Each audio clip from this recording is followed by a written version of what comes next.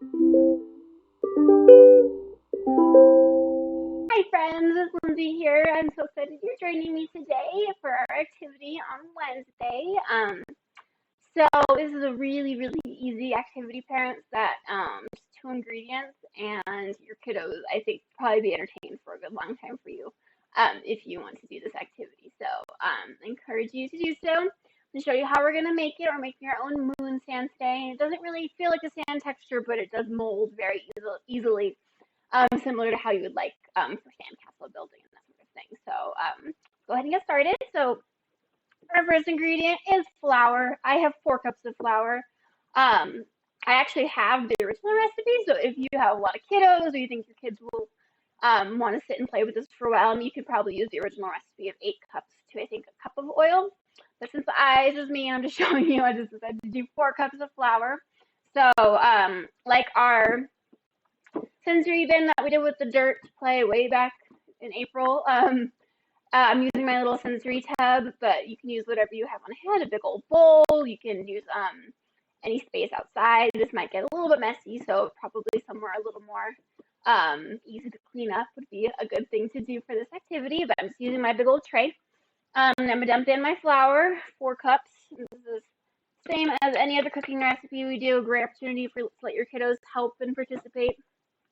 So maybe counting out the scoops if you did cut by cut measure, and then pouring it in here, and then my flour, and then I just need a half a cup of oil.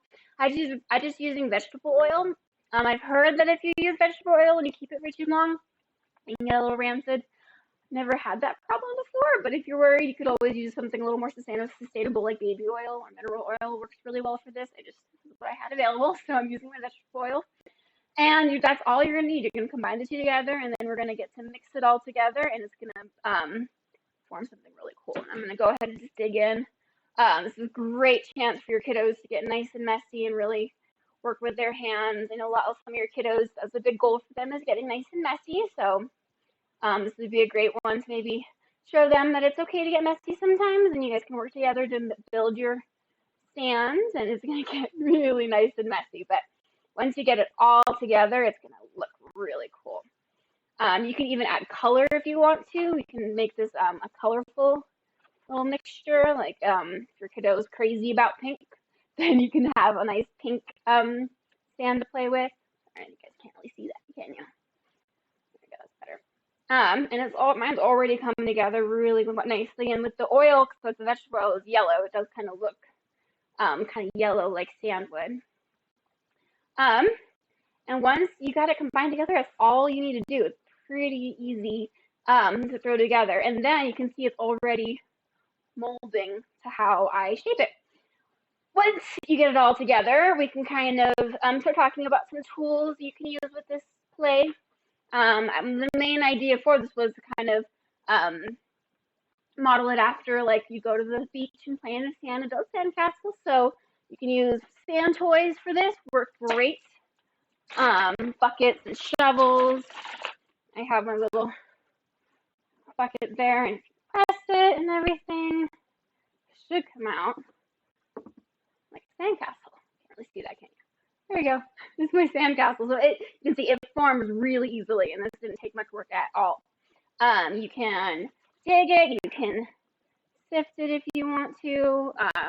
You could also shells have some really cool patterns. If you have any beach shells, you can also find these at the dollar store. So like a bag of them is pretty cheap. So they're not too hard to come by. And you can make some cool shell patterned little structures, which is so cool. You can see like the patterns on them, the lines, and it looks just like how you would see them at the beach. So super easy, quick activity, but like I said, it's one of those that I think a lot of your kiddos would just sit and play for hours and keep them occupied. It's got some great skills, lots of, like I said, sensory exploration, touching with your hands. Maybe, oh, it feels soft, it feels smooth, it feels light, it feels dry. You can kind of talk about different words, and then maybe you can expand it beyond just sandcastles if you want to. You can we've done it with this same mixture for making like mud pies and um kiddos love building those kinds of cakes and cupcakes and pies and just building